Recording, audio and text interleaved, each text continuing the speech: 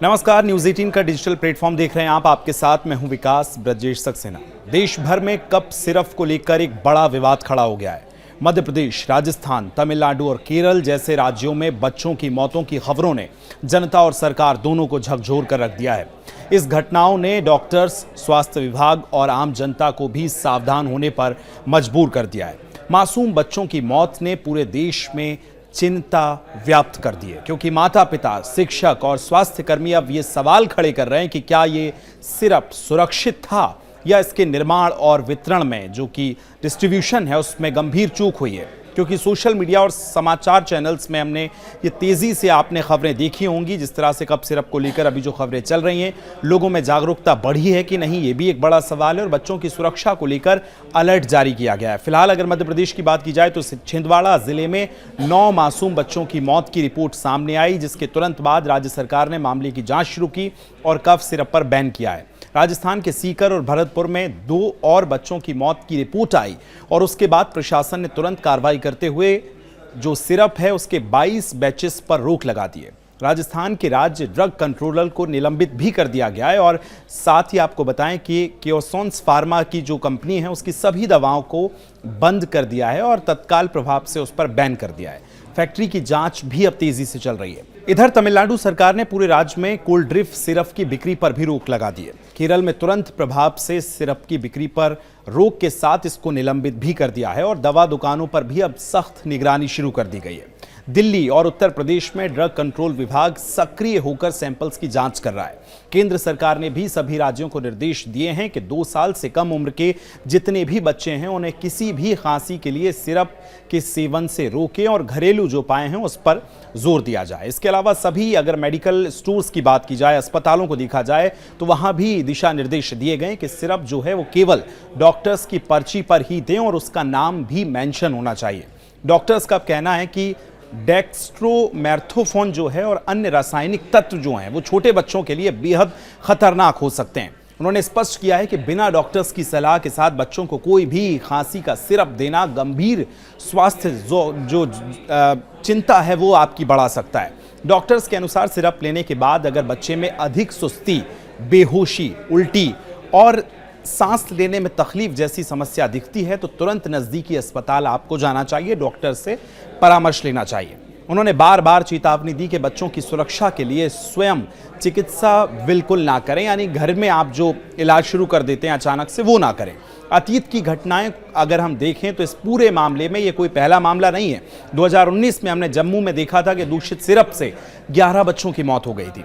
2022 में गाम्बिया में हमने देखा कि भारतीय निर्मित सिरप से 66 बच्चों की जान चली गई और उज्बेकिस्तान में हमने देखा किस तरह घटनाएं सामने आई कप सिरप को लेकर। इन घटनाओं ने स्पष्ट कर दिया है कि दवा निर्माण में गुणवत्ता नियंत्रण और नियामक निरीक्षण में कमी गंभीर जो उसके परिणाम हैं वो भी ला सकती है। सरकारी और सामाजिक प्रतिक्रिया हमने देखी किस तरह से देश भर में स्वास्थ्य विभाग, डॉक्टर्स और नागरिक अवेयर हो गए। घरों में माता पिता सिरप की जांच कर रहे हैं, डॉक्टर से सलाह ले रहे हैं और सोशल मीडिया पर भी अवेयरनेस प्रोग्राम चलाए जा रहे हैं। राज्य और केंद्र सरकार ने भी विशेष एडवाइजरी जारी कर दी है ताकि कोई और बच्चा इस तरह के हादसे का शिकार ना हो सके।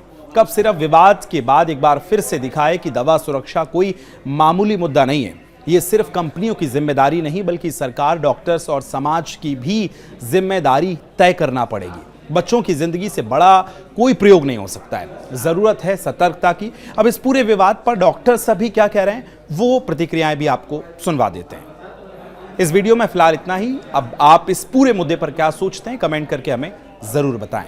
धन्यवाद।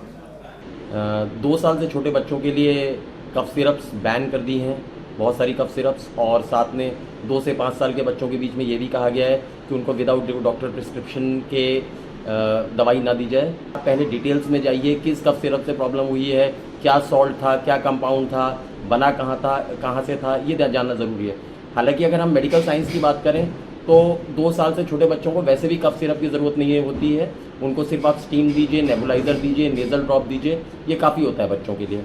उन्हें कफ सिरप की ज़्यादा ज़रूरत होती नहीं है। और 2 से 5 साल के बीच में कफ सिरप दे सकते हैं अगर बच्चों को खांसी बहुत ज़्यादा है। बट प्रॉब्लम ये हमारे स्पेशली नॉर्थ इंडिया में पॉल्यूशन इतना ज़्यादा है, पॉपुलेशन इतना ज़्यादा है कि 9 मंथ्स आउट ऑफ 12 मंथ्स बच्चों को कफ की प्रॉब्लम रहती है और बिना कफ सिरप के बच्चों का कुछ रिलीफ नहीं मिल पाता है। बट बेटर ये है कि पहले डॉक्टर का प्रिस्क्रिप्शन हो, डॉक्टर के प्रिस्क्रिप्शन के बिना कोई कफ सिरप केमिस्ट वाले खुद से डिस्पेंस ना करें पेशेंट्स को। मेरे ख्याल से ये ज़्यादा बेहतर रहेगा। देखिए, इसके पहले भी कई तरह की खबरें आती रहती हैं कि बच्चों की कफ सिरप की वजह से डेथ हो गई या बच्चे बीमार हो गए। अभी जो कफ सिरप नाम की चीज है, इसमें एक मान के चलिए एक सिंगल चीज कुछ नहीं है। कफ सिरप बहुत तरह के होते हैं, उनके अंदर बहुत तरह के केमिकल्स हो सकते हैं। सबसे इंपॉर्टेंट बात यहाँ पे है कि किसी चीज को पहली बात तो कफ सिरप लेबल ही मत करिए। अगर हम किसी दवाई को कफ सिरप लेबल करते हैं तो लोग सोचते हैं खांसी की दवाई उठा के पी जाते हैं। कफ के बहुत से कारण होते हैं, हर कारण की दवाई अलग अलग होती है। दूसरी बात, इन जो कफ सिरप्स में, सो कॉल्ड कफ सिरप्स में केमिकल्स होते हैं, इनको अपनी देने के एक तरीके होते हैं। एक पर्टिकुलर एज से पहले आप दे नहीं सकते, एक पर्टिकुलर डोज में देनी होती है, एक पर्टिकुलर ड्यूरेशन तक देनी होती है, और कई बार कुछ स्पेशल बच्चों में स्पेशल कंडीशंस भी होती है कि देनी या नहीं देनी, या डोजेस एडजस्ट करनी होती है। अब ये जो दवाइयां दी गई है, ये कहना मुश्किल है कि इनसे डेथ हुई है या बच्चे वैसे बीमार थे और वजह से डेथ हुई है। अगर इनसे हुई है तो ये बहुत चिंता का विषय, और इस बारे में पहले भी कई बार बात उठ चुकी है कि हमारे देश में जो कफ सिरप के नाम पे दवाइयां बिकती रहती हैं, जिनके अंदर किसी को कंटेंट का पता ही नहीं क्या है क्या नहीं, बस कफ सिरप के नाम से पी लेते हैं, और जो दवाइयों के अंदर जो कंटेंट होते हैं they can be really very harmful. तो ये अथॉरिटीज के लिए तो इंपॉर्टेंट है कि इस बात को देखें, और पब्लिक के लिए भी मैसेज है कि आप कफ सिरप के नाम से कोई भी दवाई लेकर के ना पिए। जब भी दवाई खानी है, खांसी है, तो किसी क्वालिफाइड डॉक्टर के पास जाए, प्राइवेट में जाए या सरकारी में जाए जो आपके आसपास हो, और डॉक्टर से उसके बात करके उनकी सलाह से ही दवाई खाएं, अपने आप से तो बिल्कुल भी ना खाएं।